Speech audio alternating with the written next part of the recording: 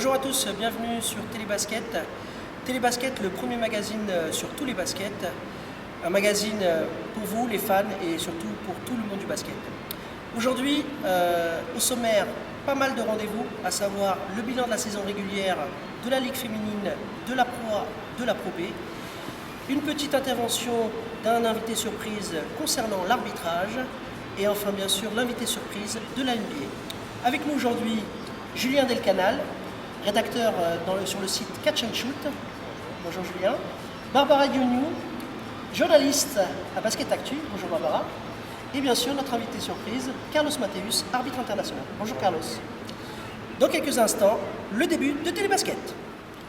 Le premier sujet de Télébasket, la Ligue féminine, Julien, la Ligue féminine avec cette année encore le sacre de Bourges, à un sacre du titre suprême de Clermont, pour rejoindre le nombre de records de champions de France en titre.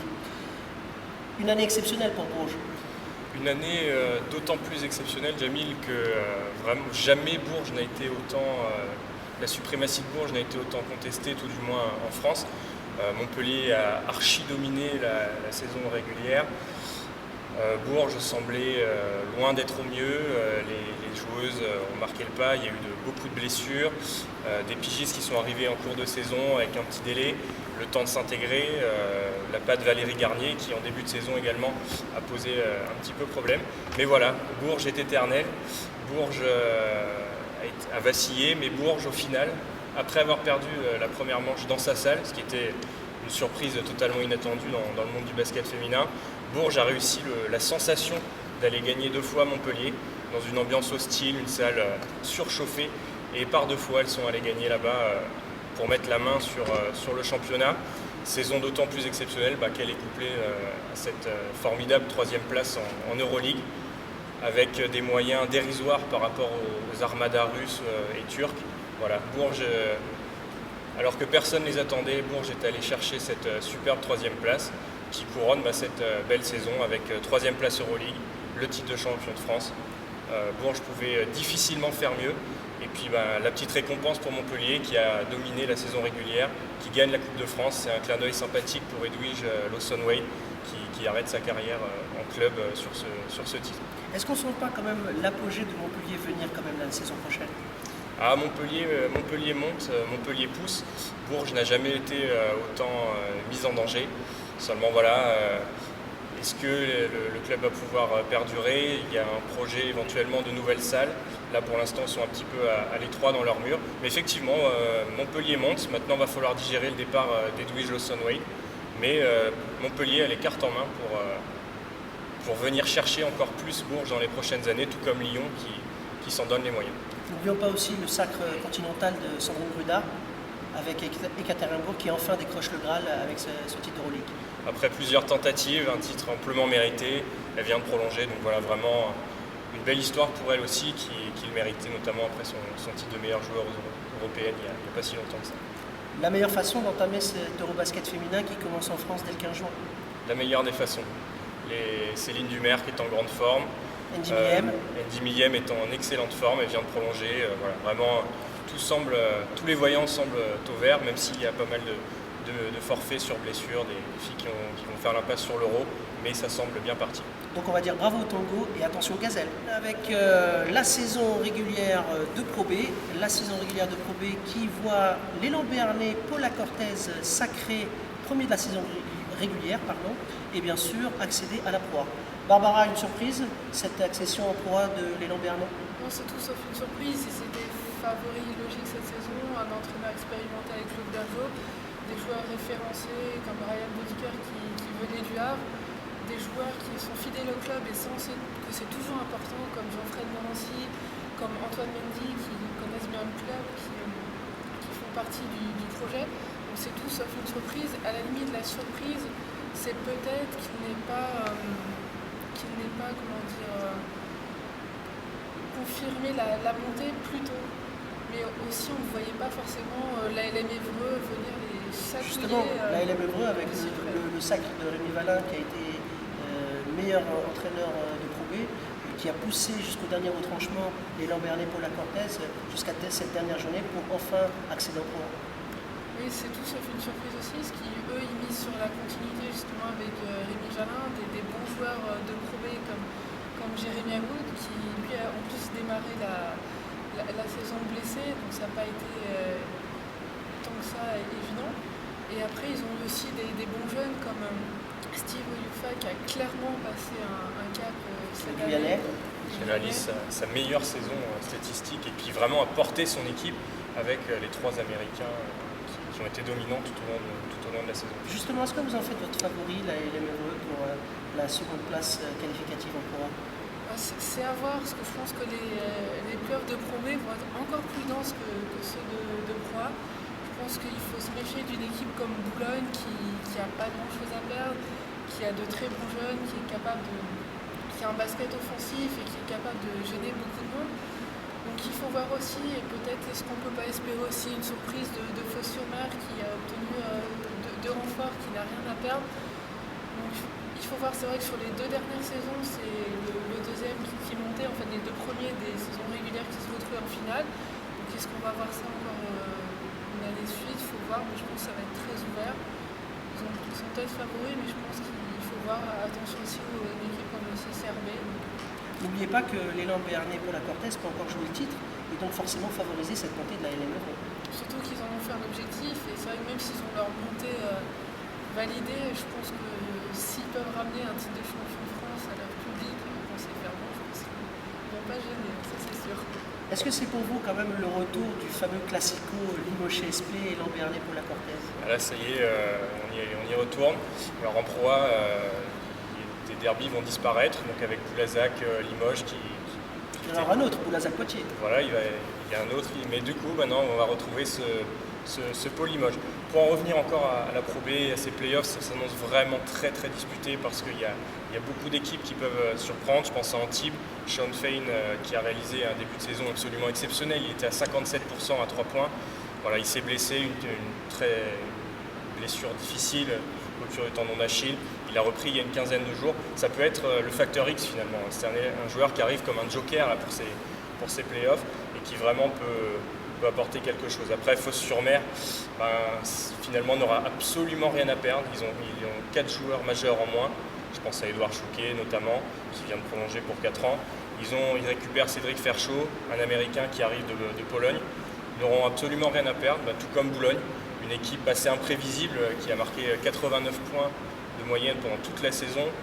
Une super équipe de jeunes avec vraiment d'excellents joueurs français qui ne demandent qu'une chose, pouvoir exploser. Voilà, ces playoffs de Pro B vont être une excellente occasion pour eux de se montrer. Est-ce que vous n'oubliez pas Le Portel et son public chaud bouillant? Je sais pas, il faut voir ce qu'ils ont eu une fin de saison un peu compliquée, donc il faut voir ce que ça a donné. C'est vrai que les playoffs c'est un autre championnat, mais il faut faire attention à eux, mais moi je les classerai pas parmi les favoris forcément. Il faut se méfier, mais bon, ils sont pas favoris. Une petite pièce sur Chalon-Champagne, Reims Basket? La meilleure défense de ce championnat, qui effectivement après un passage à vide là, aux alentours du mois de février-mars, vraiment ils étaient dans le dur, ils ont reparti. On connaît la marque de fabrique du coach Antich, donc la défense. Ils peuvent aller gêner, je pense, toutes les équipes. Maintenant, effectivement, Pau, avec son expérience, on l'a vu dans ce match décisif à Évreux, donc où ils savent gérer cette fin de match. Scène assez surréaliste, Évreux gagne, mais c'est Pau qui se réjouit d'avoir perdu parce qu'il préserve le point avérage.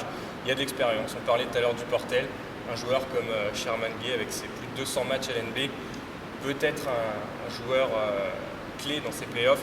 Maintenant, j'en ferai pas un favori. Mais attention à des équipes comme Antibes, Évreux, finalement, ça serait la logique. Mais je mettrais une petite pièce quand même sur Évreux, ça serait une merveilleuse récompense pour cette superbe saison qu'ils viennent de réaliser. Sachant qu'on a un parcours diamétralement opposé entre Bourg-en-Bresse et Rouen. Rouen qui fait une superbe saison et qui échoue au pied de ces playoffs, et Bourg-en-Bresse qui essayait à chaque fois de venir titiller cette dernière place qu'il obtient finalement sur le dernier match. Le staff de Bourg avait parlé dans la semaine avant ce dernier match décisif à Boulogne qu'il faudrait un miracle pour aller en play-off. Ce miracle a eu lieu. Rouen était sur une superbe dynamique aux alentours du mois de mars, mais sur la fin il craque totalement. Il y a ce fait de jeu avec la faute technique de Laurent Sierra dans les derniers instants. Sur une fin de saison tellement serrée, ça a forcément joué. Voilà, maintenant, Rouen avait une rotation relativement courte. Ils l'ont payé, les joueurs étaient peut-être fatigués, il y a eu des blessures. Voilà, Bourg s'est accroché. Bourg, avec l'expérience d'un Stéphane Dumas, par exemple, va pouvoir aller titiller les meilleurs dans ces playoffs. Et de toute façon, nous n'aurons rien à perdre, ils viennent déjà de nulle part. Le bilan de la saison régulière de la Pro A, avec bien sûr les deux relégables Poitiers et Boulazac. Barbara, Poitiers, une dure saison avec tous ces matchs perdus de très peu de points. Et c'est vrai que ça s'est joué au mental, parce qu'ils ont perdu beaucoup de matchs de très peu de points. Ils en ont beaucoup parlé de ça souvent tout au long de la saison. Mais après, c'est vrai que est-ce que c'est une surprise? Pas tant que ça, parce que c'est vrai qu'il faut le reconnaître, c'était une des équipes les plus faibles de Pro A. Donc malheureusement, tout ça fait une surprise, même si c'est un club sympathique, qu'on aime bien, qui font un très bon travail au niveau de la communication. On ne peut pas s'étonner du fait qu'il est. Est-ce que c'est le fait d'avoir installé Diallo en deuxième meneur qui fait qu'on fragilise tout de suite ce poste-là? Non, pas forcément. Après, est-ce que ça a été aussi fragilisé parce qu'ils n'avaient pas un poste 1 titulaire fort? Ils ont aussi coupé un joueur, chose qui n'arrive normalement pas à Poitiers. Donc c'est vraiment signe qu'il y avait un problème à ce poste-là dès le départ. C'est vrai que Brice Dallot, il arrive de l'INSEP, donc il n'allait pas non plus tout de suite être opérationnel malgré tout le talent qu'il peut avoir. Donc il n'a pas non plus un contexte favorable à son éclosion. Il y a de belles surprises d'ailleurs à Poitiers. Amadou Fall vous a vraiment surpris sur le dernier match contre Nancy. Après, est-ce que c'est pas aussi le contexte qui a favorisé? Est-ce que perdu pour perdu, c'était aussi plus facile pour Rudy Nelom de lancer des jeunes? Après, ça ne mérite pas non plus son mérite, faut pas non plus dire le contraire, mais c'est vrai que c'est sur ce genre de joueurs-là que Poitiers pourra s'appuyer en Pro B. Et après, il faut voir est-ce qu'ils vont réussir à garder certains cas, est-ce qu'ils ont fait de Tony Lebitz par exemple une priorité, est-ce qu'ils vont réussir à le garder, est-ce qu'ils vont garder des joueurs comme Pabadian et Pierre Rivière qui, il faut le dire, ont de très gros contrats pour la Pro B. Donc est-ce qu'il va pas y avoir des discussions pour qu'il y ait une petite baisse salariale et permettre de recruter aussi des bons éléments? Donc ça, c'est des discussions que le staff de Poitiers, avec Rudy Nelom qui a prolongé, vont devoir avoir dans les jours et les semaines qui suivent. Justement, Julien, est-ce que c'est pas finalement la meilleure recrue pour Poitiers, Rudy Nelom, 3 ans? Alors effectivement, Poitiers a toujours été, et c'est vrai, ça a été vanté dans le basket français, un club sain. Ils ont toujours misé sur la continuité, Barbara le soulignait, c'est extrêmement rare un joueur dont ils se séparent en cours de saison. Et c'est vrai que cette continuité, les autres années, leur a permis de se sauver. Donc voilà, là, c'est déjà une bonne base, il est prolongé très tôt dans l'intersaison. Donc Poitiers va pouvoir se positionner sur le premier marché, donc qui effectivement va permettre notamment de discuter avec les joueurs qui étaient déjà sous contrat cette année. Pour en revenir à la relégation, il faut également souligner ce syndrome Arène de Poitiers. Aucune victoire, ça pose un vrai problème. Donc, lorsque le Poitiers Basket est loin de Saint-Éloi, de sa salle fétiche, mais trop petite malheureusement pour la Pro A, Poitiers a eu du mal dans ses arènes. Aucune victoire cette année. Bon, il faut quand même souligner que c'était principalement contre des grosses équipes que Poitiers jouait aux arènes. Mais voilà, dans une saison tellement délicate pour Poitiers, où il y avait besoin de repères, etc., le fait de ne pas pouvoir s'imposer à domicile dans ces arènes a posé un vrai problème. Et puis voilà, je pense qu'une partie de l'explication de cette relégation est à chercher de ce côté-là. Sachant que le club a demandé à jouer tous les matchs de Pro B aux arènes. Tout à fait. Donc après, peut-être que le fait de se stabiliser permettra de trouver plus de repères. Après, comme dit, il faut relativiser quand même. C'était des très grosses équipes contre qui jouait Poitiers aux arènes. Donc peut-être que jouer à l'année dans cette salle permettra de mieux s'exprimer aux joueurs poitevins. Le cas de Boulazac, qui était promu cette année, c'était la première saison pour le BBD. Un maintien très difficile à atteindre. Pratiquement, il fallait environ 12 victoires pour pouvoir se maintenir.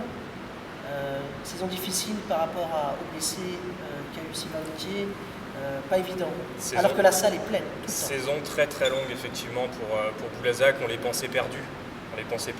Vers dans l'entourage du basket français pour les suiveurs. À Noël, on ne se doutaient pas qu'ils allaient pouvoir revenir et pourtant, malgré tous ces blessés, ils ont réussi à revenir.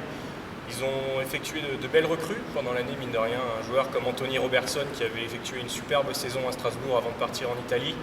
Malheureusement, ce syndrome des blessures, il n'a pu jouer, Anthony Robertson, que 5 matchs avec Boulazac. Il a fallu une nouvelle fois changer, réintégrer.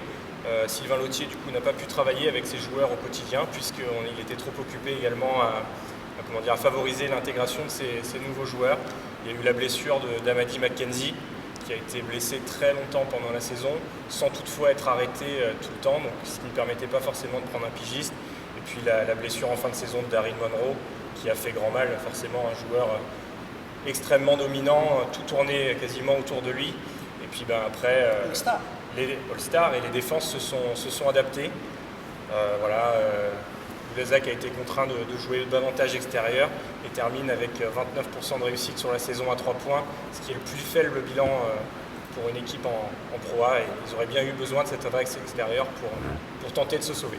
Après, on dit qu'ils sont relégués, mais ils peuvent toujours aussi avoir la wildcard, mais c'est pas encore terminé pour Boulazac, donc peut-être qu'ils vont l'année prochaine en Pro A, c'est à voir. Avec de belles structures, un beau public fidèle.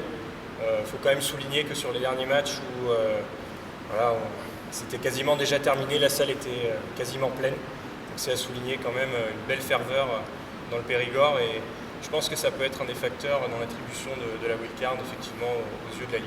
Et avec la salle aussi, les structures, l'entraîneur qui pourrait rester, tout ça fait que c'est autant de points positifs au dossier. Surtout eux étaient en droit, donc sportivement ça peut peut-être compter dans la prise de décision. Sachant qu'ils se sont battus jusqu'au bout en gagnant au Havre.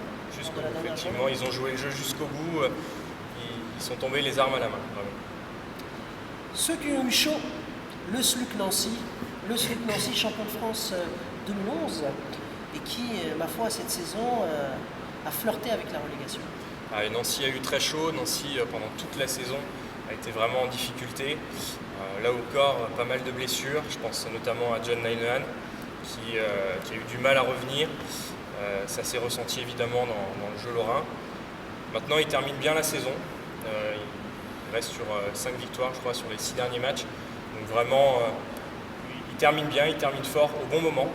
Le propre aussi des grandes équipes avec de l'expérience, un coach expérimenté. Mais effectivement, Nancy a eu très très peur. Est-ce qu'il n'y a pas eu la Jamal Schuller dépendance finalement? Parce que dès le premier match seulement, il se blesse et on voit que la saison de Nancy est complètement chaotique. Bien sûr, terrible action sur cette glissade en tête de raquette dès la première journée. Jamal Schuller était en très grande forme, il a réalisé une grosse préparation.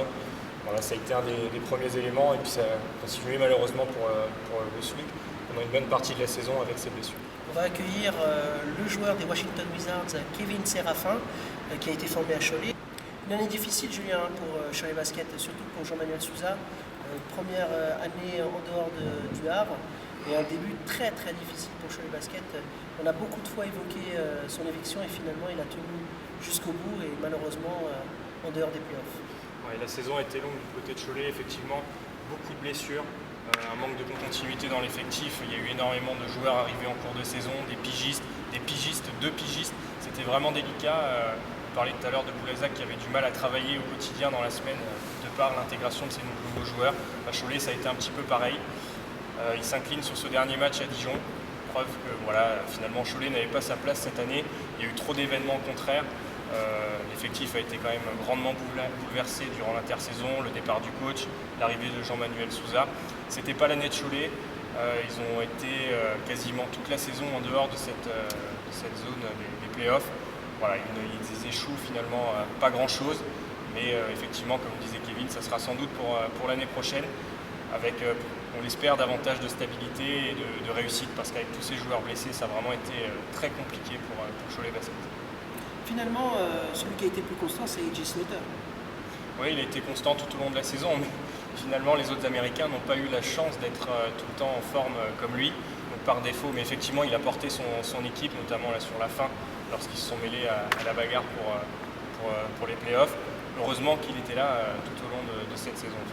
Est-ce que finalement, le fait que Cholet Basket était champion de France 2010 avec Kevin les supporters se sont habitués à être en Euroleague et finalement on en demande plus. Effectivement, le public choletais a été gâté. Les années Kevin ont été superbes. Il y a eu ce titre de champion de France. Il y a également beaucoup d'attentes autour de Rudy Gobert. On attendait beaucoup. Effectivement, le public choletais est habitué au très haut niveau, est habitué aux joutes de l'Euroleague. Voilà, cette année, c'est forcément une déception de ce point de vue-là.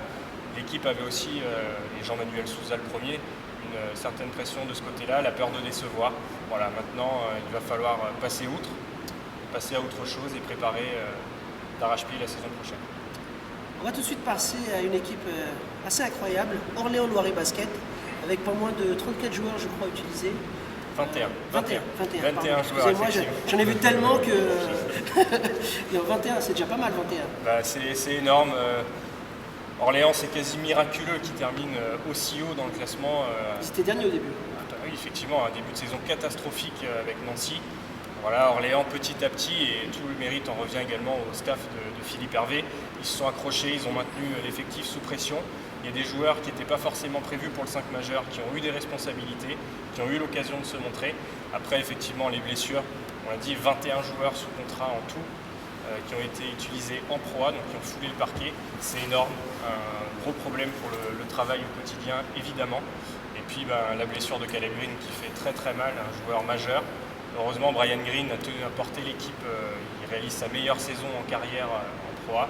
Voilà, il a vraiment porté l'équipe parce qu'à côté de ça, ça a vraiment été compliqué. Des joueurs, 4 voire 5 joueurs, il me semble, lors d'un déplacement à Nancy du 5 majeur qui était absent.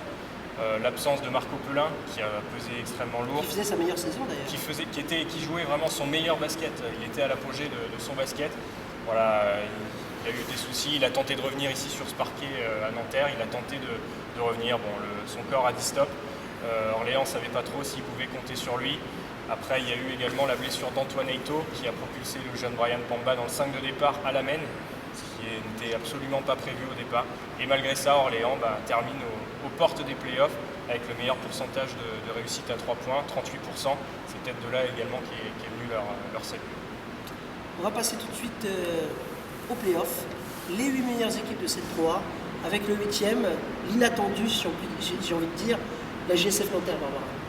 Oui, inattendu, mais après je pense qu'on les a quand même sentis venir à partir du mois de janvier, parce qu'il y a eu vraiment un déclic, et je pense que le symbole de ce déclic, c'est un joueur comme Chris Oliver, qui était vraiment, qui traînait sa peine, surtout la première partie de saison, et qui s'est transformé. Il y a eu un gros travail psychologique, mental qui a été fait avec lui, et après il y a des joueurs qui ont confirmé, comme Jérémy,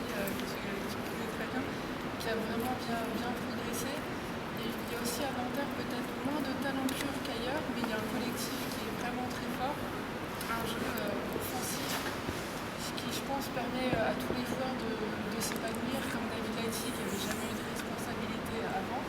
Il y a aussi un entraîneur, Pascal, qui fonctionne aussi très bien avec l'assistant. Et je pense que tout ça, tous ces éléments font que Finalement, il aurait peut-être mérité le titre de meilleur coach de l'année, alors, Pascal Donadieu, à vous entendre. Oui, je pense qu'il aurait pu l'avoir, mais après, le problème, je pense, de ces distinctions-là, c'est qu'on a tendance plus peut-être à récompenser des coachs comme lui et à oublier des coachs comme Christian Monchot et je pense à Herman Gunter quand il était à Cholet, qui sont plus réguliers et pour qui c'est en fait presque plus facile. Mais la régularité, c'est aussi presque plus compliqué de faire des coups chaque année. Donc, je pense que c'est aussi bien qu'un coach comme Christian Monchot serait commencé. En tout cas, même s'il n'a pas le titre de meilleur coach, il faut quand même souligner l'excellent travail du staff au complet de la JSF Nanterre, qui a vraiment su créer un vrai collectif. On parlait de David Lighty tout à l'heure, c'est le meilleur marqueur de l'équipe avec seulement, entre guillemets, 11 points de moyenne. Donc voilà, c'est vraiment l'équipe, stimulation d'équipe, un petit peu à l'inverse du Paris-Levallois, qui s'est vraiment porté sur ses individualités. À l'inverse, Nanterre a vraiment tout misé sur son collectif, et bien lui en a pris. Ils ont échoué de très très peu en finale de la Coupe de France, et ils défieront le VCM Gravelines en play-off. En tout cas, une excellente saison. L'arrivée de Trent Metcham a fait énormément de bien.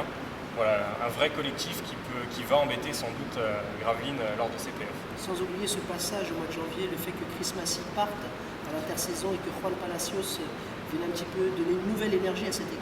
Se fondre dans le collectif. Voilà. C'était vraiment la notion clé, le collectif tout au long de la saison. Le 7e de cette Pro A, la JDA Dijon, Barbara, une des meilleures défenses de notre championnat. Et ça, c'est la philosophie des équipes de joueurs de Europe. Je rapprocherai un peu d'une équipe comme Reims, c'est des équipes qui sont redoutablement bien organisées, qui ont des très bons joueurs, qui ont l'expérience et jeunes. À Dijon, je pense à un joueur comme David Mélody, qui pour moi est largement sous-estimé. Je ne comprends même pas qu'il n'ait pas eu la récompense de meilleur défenseur depuis un moment. Il y a aussi de très bons jeunes comme Ferdinand Prémont. Jérémy Leloup. Jérémy Leloup qui a complètement explosé. On se demandait quand est-ce que justement il allait franchir ce cap. Et justement c'est enfin arrivé cette saison. Et c'est vrai que le travail de Jean-Louis qui est exceptionnel avec des petits moyens et après tirer la conclusion de son jeu. Julien, ça faisait 9 ans que la JDA n'était pas en play-off. Le retour de la JDA, est-ce qu'elle peut inquiéter Strasbourg? En tout cas, Dijon n'aura a priori rien à perdre dans ces playoffs. On ne les attendait pas là. Un petit budget, des problèmes malheureusement financiers durant toute la saison. Le groupe a su faire face. Ils se sont concentrés sur l'aspect sportif donc autour de Jean-Louis Borg. Voilà, ils vont, je pense, vraiment perturber cette équipe de Strasbourg, qui n'est pas au mieux, qui est sur une dynamique un peu inverse de celle de la JDA Dijon. En tout cas, le propre de ces équipes, c'est qu'elles n'auront rien à perdre dans ces playoffs. Et donc, c'est vraiment un gros danger pour Strasbourg, effectivement, avec ce premier match dès lundi soir contre Strasbourg. Le 6e de notre championnat, toujours en play-off, toujours placé, a été gagnant. Malheureusement, une saison pas très bonne du Mont-Sartre Basket Barbara. C'est une équipe un peu paradoxale, c'est une équipe très talentueuse. Ils ont été beaucoup trop cycliques cette saison. Ils n'ont jamais réussi à trouver véritablement de la constance et je pense qu'ils s'en sortent par rapport à l'expérience et au talent de leurs joueurs comme Pepsi. Pour moi, cette équipe, c'est un peu un grand mystère parce qu'ils pourraient être tellement mieux. Mais j'ai l'impression qu'ils patinent un petit peu depuis plusieurs saisons. Finaliste en titre? Oui, pourtant c'est ça qui est paradoxal, c'est que, je sais pas, on attend quand même beaucoup mieux de cette équipe. Ils sont un petit peu frustrants. Il y a eu ce changement de meneur également suite à la Leaders Cup, donc avec l'arrivée de Darius Washington, qui a impulsé une nouvelle dynamique à cette équipe, un profil très différent de son prédécesseur. L'arrivée de Marco Kessel, qui a un petit peu du mal à trouver son meilleur basket pour l'instant dans la Sarthe, mais qui sur des playoffs, c'est un shooter redoutable, peut vraiment apporter quelque chose. Le Mans, on ne les attendait pas spécialement l'année dernière, ils sont hissés jusqu'en finale. Je pense qu'ils sont un petit peu dans la même position aujourd'hui. Ils n'auront pas grand chose à perdre, avec de belles individualités. Il ne reste plus qu'à s'exprimer lors de ces playoffs. Et je pense qu'ils peuvent embêter beaucoup de monde dans ces playoffs. À commencer par l'Asvel. Le 5e de ce championnat, j'ai envie de dire le facteur X de ces playoffs, à savoir la Chorale de Roanne. La Chorale de Roanne qui a très mal débuté ce championnat et qui finalement, Barbara, s'en sort pas si mal que ça avec cette 5e place. Après qu'ils aient mal démarré, c'était presque attendu. J'ai envie de dire que c'est une équipe qui a été renouvelée à 100%. Donc forcément, je pense qu'ils étaient programmés justement pour à partir du mois de janvier pour les playoffs.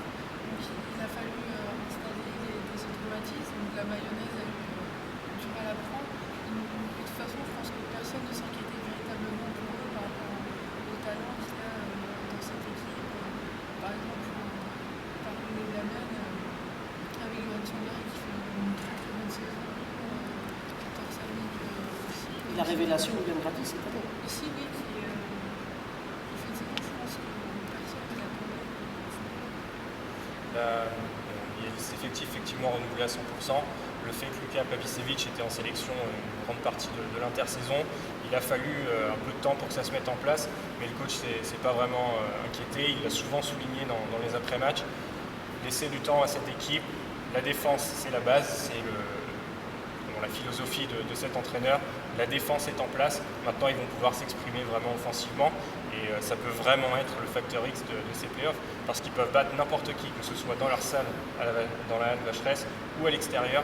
Ils peuvent vraiment embêter, je pense, avec cette assise défensive qui est quasi imbattable dans certains moments quand vraiment l'équipe est bien en place, avec cette énergie également que donne Luka Pavicevic depuis son banc. Sachant que l'équipe qui l'a éliminé l'année dernière en quart de finale n'est autre que le champion de France en titre, l'élan chalonnais, qui est 4e de ce championnat barbare. C'est Chalon qui a eu une saison difficile à cause des blessures, encore une fois, et puis il y a eu des petits soucis dans l'effectif. On pense par exemple au départ précipité de Geoffrey Lefebvre, qui a fait énormément parler. On a senti qu'à certains moments donnés de la saison, Chalon n'était pas serein, et puis ils ont aussi payé le Rodrigue physiquement. Donc une saison plus compliquée. Il a fallu digérer effectivement cette déception. Des joueurs comme Sheldon Williams, Blake Shipp sont restés pour ça. Et vraiment, c'était l'objectif du club. Ils n'ont pas réussi à confirmer. Il n'a pas manqué grand-chose. Donc après, il a fallu digérer cette petite déception. Maintenant, attention à Chalon. Chalon, Greg Beugnot l'a répété à de nombreuses occasions. Il y a eu Le Havre qui s'impose également contre Chalon, alors que Chalon jouait encore les premiers rôles en Pro A. C'est vraiment un quart très ouvert, effectivement. Il va y avoir des surprises lors de ces playoffs parce que beaucoup de ces équipes ont vraiment travaillé spécifiquement pour ces playoffs. Et il y a des équipes qu'il va falloir éviter, je pense, d'ici la fin de saison. Le top 3 de cette Pro A avec la belle surprise, l'Asvel de Pierre Vincent et de Tony Parker. Une très belle saison pour l'Asvel avec enfin un meneur, Michael Giles Thompson. Et après, moi, plus que lui, ce que j'ai envie de retenir de la saison de l'Asvel, c'est la confirmation Edwin Johnson qui a été élu MVP français. La meilleure progression. Aussi, et surtout aussi l'éclosion d'un joueur comme Livieux Jean-Charles, qui a eu des responsabilités et qui confirme aussi le projet jeune qu'a mis en place l'Asvel. Je trouve ça très intéressant de voir des jeunes qui arrivent comme ça à s'exprimer, parce qu'on dit souvent qu'en Pro ils n'ont pas forcément leur chance, mais là quand on voit qu'on leur donne des responsabilités, on voit que ça porte ses fruits. L'Asvel est troisième. L'éclosion de Livieux Jean-Charles, Kevin, ça te parle vu qu'il est guyanais comme toi? C'est un très bon joueur en devenir. C'est vrai que honnêtement, moi il m'a impressionné. Cette année, il a fait une bonne saison. C'est correct, je pense qu'en jeune, c'est un grand joueur confirmé. D'accord. Justement, il a re-signé à l'Asvel pendant 3 ans. Est-ce que toi, par rapport à ton expérience au NBA, tu penses qu'il doit encore s'aguerrir encore en Europe, ou tu penses qu'il peut y aller déjà dès cette saison? La chose est qu'il a déjà un physique. Hein. Après, comme je dis, basketball parlant, je ne sais pas ce que ça peut donner, mais je sais que physiquement, il n'a pas déjà grand-chose en bien. C'est un peu genre que c'est un NBA. Maintenant, c'est à lui voir la décision, comme je l'ai dit, c'est à lui voir la décision qu'il va prendre, et c'est à lui faire la meilleure chose qu'il pense. Sachant qu'il y a un buy-out pour l'Asvel, donc l'un dans l'autre, personne n'est perdant. Bien sûr. Et puis voilà, vraiment une superbe saison de l'Asvel. Edwin Jackson a vraiment porté son équipe. Ça fait plaisir de voir un joueur français porter à ce point son équipe, parce que c'est pas courant en Pro A.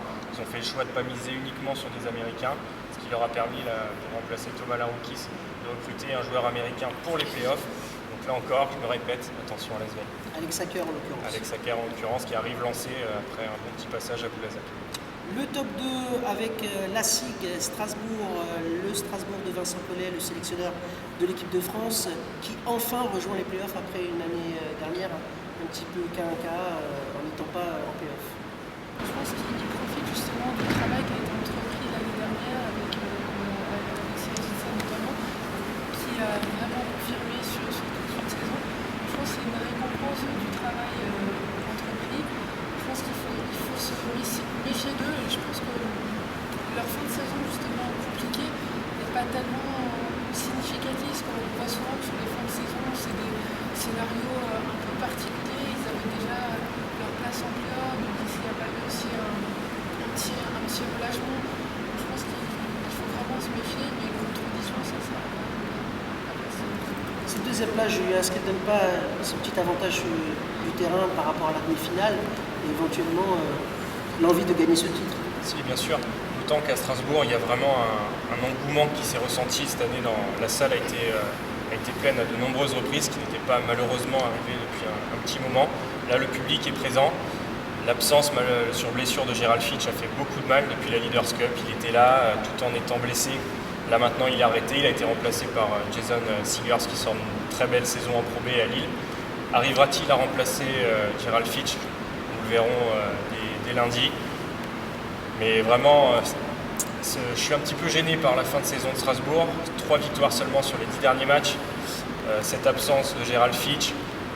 Alexis Aginsa a vraiment été dominant pendant toute la saison, mais là il est vraiment marqué par les défenses. Ricardo Greer, qui est à son âge est quasiment au sommet de son basket, qui a réalisé de superbes choses, et les défenses s'adaptent très bien. Je pense que Jean-Louis Borg a travaillé depuis un petit moment déjà sur la manière de contrecarrer les plans de cette équipe alsacienne. Voilà. La dernière saison d'Emeric Janot. La dernière saison d'Emeric Janot, qui va sans doute vouloir terminer sur une bonne note. Pour Strasbourg, qu'est-ce qui va se passer? Ça dépendra sans doute de l'adaptation de Jason Seeger, parce que s'il peut avoir le même impact qu'a pu avoir Gerald Fitch, qui était énorme, qui attirait les défenses, qui permettait de libérer des espaces pour ses coéquipiers, on peut avoir une très belle surprise du côté Strasbourg, qui enfin arrive à confirmer tous les espoirs qui sont placés en eux depuis ce titre en 2005, ce qui remonte déjà. Et enfin, le champion des champions, si je puis dire, de la saison régulière, 2 années de suite, 3 défaites l'année dernière, 9 cette année, le BCM Gravelines Dunkerque, vainqueur de la Leaders Cup et top 1 de ces playoffs. C'est peut-être l'année ou jamais, mais pour Gravelines, c'est très bien. Le plus difficile, c'est de passer le premier tour. L'année dernière, ça s'était très mal passé contre Cholet pour plusieurs raisons. Je pense que c'était plus un accident qu'autre chose. Mais là.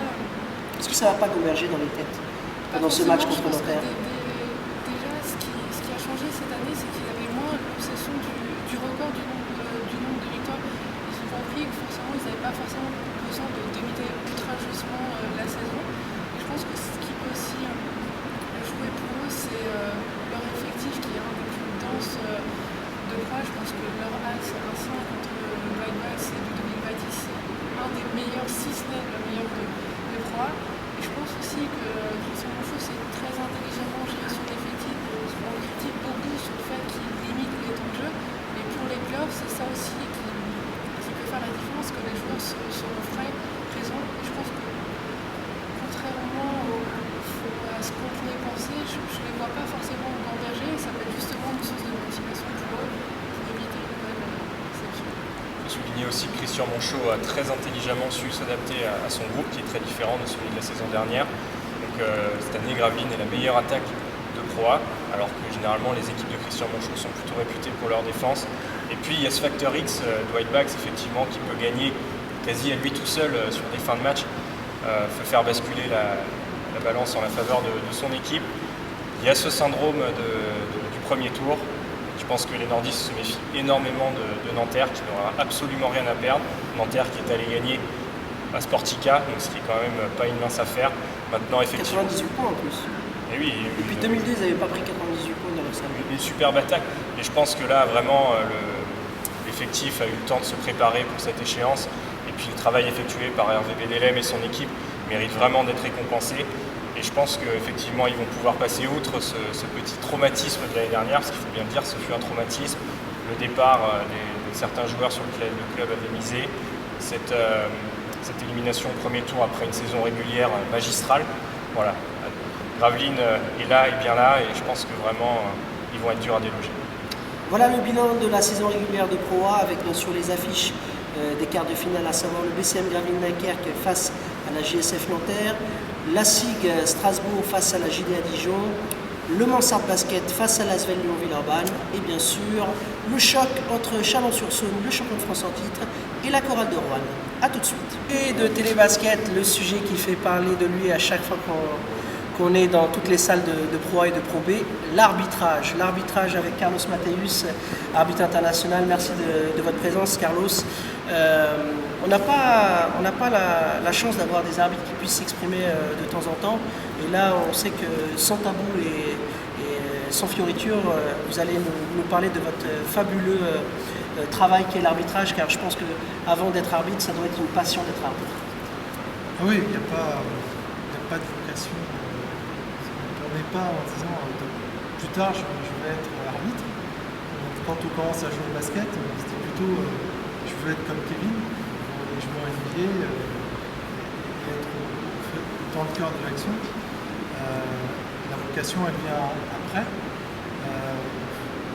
un peu de manière inopinée, c'est-à-dire qu'on a l'occasion de prendre le sifflet et par le biais de rencontres, c'est une passion qui est transmise par des pairs. J'ai eu l'occasion de très tôt rencontrer Gilles Bretagne, avec qui j'ai fait mon premier match de première division. Et c'est lui qui m'a mis le pied à l'étrier. J'ai commencé en même temps, le même jour, avec Joseph Bissang, qui est aussi un très grand arbitre international. Donc voilà, cette passion, on la communique, on la partage. Et très jeune, on est mis aussi à contribution pour susciter d'autres vocations, parce que voilà, il faut renouveler aussi sans cesse les gens. Et donc voilà, c'est plutôt, on se transmet un peu le flambeau, mais pas de... Et on aime ça après coup. Est-ce que vous êtes arbitre professionnel aujourd'hui? Non, on n'est pas arbitre professionnel. En tout cas, pas pour la majorité d'entre nous. Aujourd'hui, il y a 6 arbitres qui sont sous contrat avec la fédération. Leur rôle, c'est de former d'autres formateurs. Et dans leur activité au quotidien, ils peuvent être aussi amenés à arbitrer. Mais non, en France, en tout cas, il n'y a pas d'arbitre professionnel. La principale activité, c'est l'arbitre. Est-ce que vous comprenez ça, vous, Barbara et Julien, qu'on n'ait pas d'arbitre professionnel en France? Je pense que c'est difficile à envisager dans un sport justement professionnel qu'un des éléments les plus importants soit amateur, malgré tout le travail qui est fait derrière. Et je pense qu'il pourrait peut-être s'améliorer, avoir un niveau encore plus important qu'il y a maintenant, s'il pouvait être professionnel et se consacrer uniquement à ça. Effectivement, le niveau d'exigence et le niveau d'attente est très fort. Ils ont vraiment un rôle premier dans le déroulement d'une rencontre. Donc c'est vrai qu'on pourrait imaginer que ce serait tout à fait logique qu'ils puissent s'y consacrer, se préparer physiquement, parce que c'est tout un travail qu'il y a derrière, c'est pas uniquement les 40 minutes le samedi soir. Donc effectivement, cette professionnalisation semble importante dans un processus de professionnalisation générale du basket français. Et effectivement, ça serait quelque chose de précieux dans la mesure où cette saison encore, et on en reparlera tout à l'heure, il y a eu pas mal de polémiques qui ont émaillé ce championnat. Si on pouvait donner effectivement les moyens à ces arbitres de pouvoir se préparer au mieux, de ne pas avoir une semaine de travail et d'ensuite enchaîner avec souvent un long déplacement, quelquefois émaillé de rencontres en Coupe d'Europe, on pourrait placer ces arbitres dans les meilleures conditions possibles et au moins leur offrir la chance de pouvoir s'exprimer au mieux de leur potentiel. Est-ce que vous comprenez, Carlos, que vous soyez à chaque fois le bouc émissaire des défaites ou éventuellement jugé à outrance par rapport à vos performances? Oui, enfin, ça fait partie de l'activité. C'est quelque chose qu'on doit effectivement affronter. Je pense que c'est surtout quand on concentre comme ça toute cette attention, c'est parce qu'il y a beaucoup d'incompréhension d'abord. D'abord aussi, enfin, pour l'avoir vécu, souvent après coup, quand on en discute avec les fans, les supporters, même les joueurs ou les entraîneurs, quand on arrive à exposer ce pourquoi on a pris telle ou telle décision, ils arrivent à comprendre et du coup cette frustration qui a donné naissance à de la rancœur et des réactions vives fait qu'elle disparaît parce que tout d'un coup on s'est compris. Et notre challenge à nous c'est vraiment de communiquer nos décisions de manière le plus clairement possible, de façon à ce que les acteurs comprennent. Et une fois que c'est compris, après on peut passer à autre chose. Est-ce que vous comprenez, Julien et Barbara, le fait qu'aujourd'hui les arbitres soient vraiment sur la sellette, étant donné que l'année dernière on a eu l'arrivée des arbitres étrangers, mais on n'a pas du tout compris, nous en tant que fans, que les arbitres étrangers étaient professionnels, qu'ils arbitraient tous les jours, qu'ils étaient payés au niveau de leurs revenus aujourd'hui. Est-ce qu'on peut comprendre que les arbitres étrangers en fait sont beaucoup plus professionnels que les nôtres? Je pense que les fans précisément se posent pas ce genre de questions. Je pense que c'est une problématique qui leur passe au-dessus de la tête. C'est dommage. Et après c'est vrai que l'arbitre c'est un fusible un peu facile, ça permet de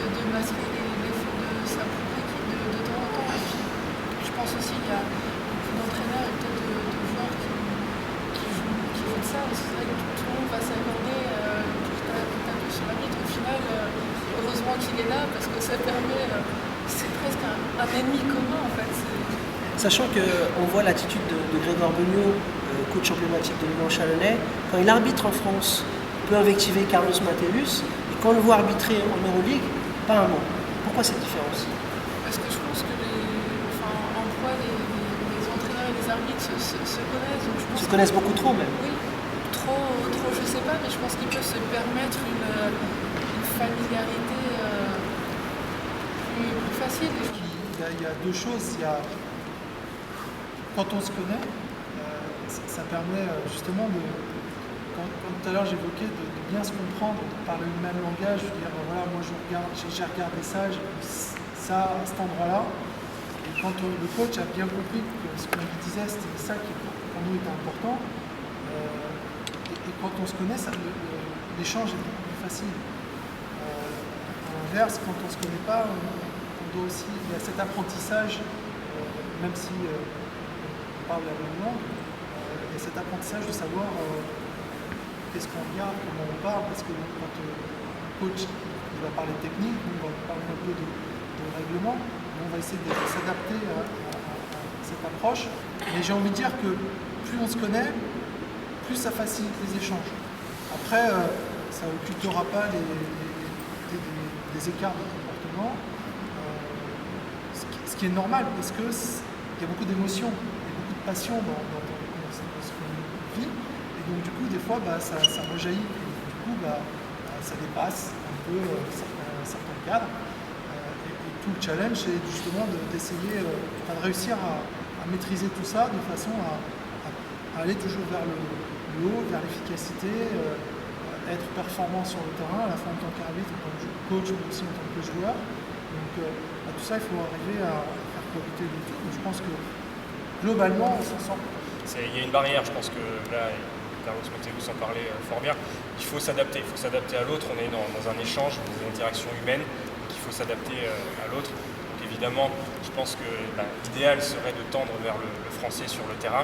Maintenant, d'un point de vue très pratique, effectivement, on ne peut pas se permettre de parler à quelqu'un dans une langue qui ne comprend pas. Mais moi, je voulais également rebondir sur le fait qu'on parle d'arbitres étrangers, des relations différentes en Euroleague, en France.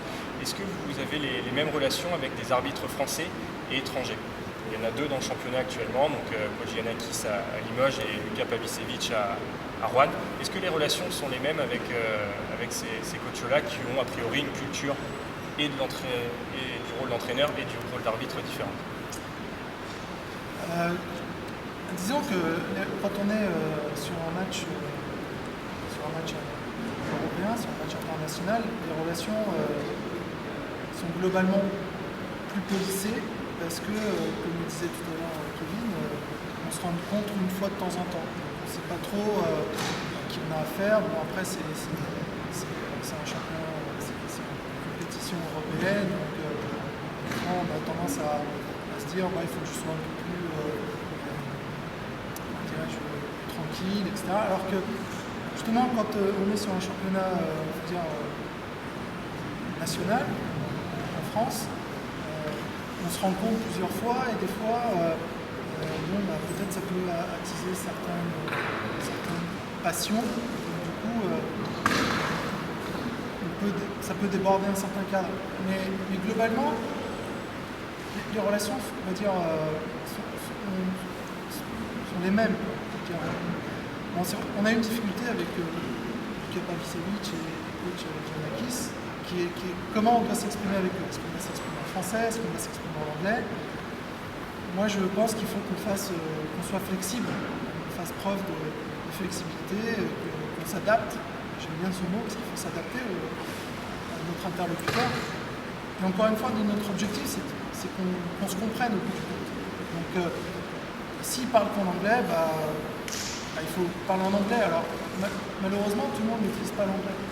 L'invité du jour, le joueur NBA des Washington Wizards, Kevin Séraphin. Kevin, merci d'être encore avec nous. Ton actualité, une saison avec les Washington sans playoff malheureusement encore cette année. Comment tu as vécu cette saison?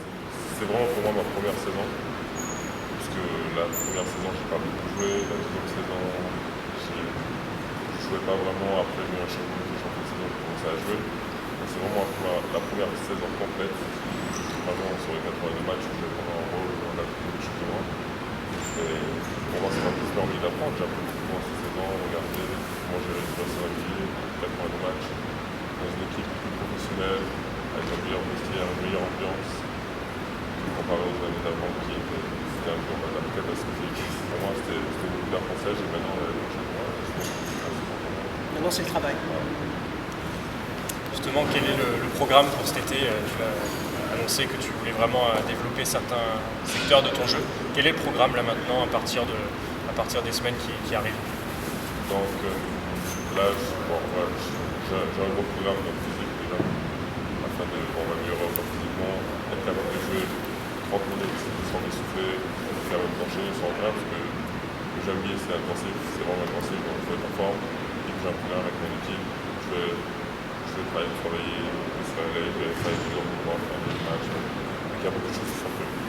Et après, moi, je veux vraiment progresser sur ma consistance, mon pourcentage de shoot. Il faut que je trouve mon jeu à l'intérieur, capable d'enchaîner le monde. Après, la lecture du jeu. Tu parlais d'un moment creux dans ta saison cette année. Comment est-ce que tu as vécu ça, toi, en tant que jeune joueur? Voilà, tu te parlais de ta première vraie saison NBA. Comment tu as vécu ce moment, j'imagine, un peu difficile pour toi? J'étais vraiment très fatigué. À chaque fois que je rentre, des longs moments sur le terrain. Genre par rapport au temps, je pense que mon équipe pense que c'est par rapport aux enchaînements, je ne vais pas me reposer parce que je ne peux pas trop échapper mon chef. Donc je pense que c'est à ce moment-là, c'est ça qui m'est arrivé. Parce qu'ils parlent de moments, ils disent, il y a une période où ils appellent en fait, pour les rookies, en fait, c'est quand tu ne connais pas vraiment le rythme NBA parce qu'enchaîner 82 matchs, c'est quand même intensif. Parfois dans la semaine, tu joues 4 fois dans une semaine. Donc, tu as un moment où tu es vraiment fatigué, quand tu connais pas le rythme. Moi, c'est la première fois où maintenant je joue vraiment beaucoup, ça va arriver à ça. C'était le premier numéro de Télébasket, le magazine de tous les baskets. À bientôt, dès la saison prochaine, 2013-2014. Au revoir.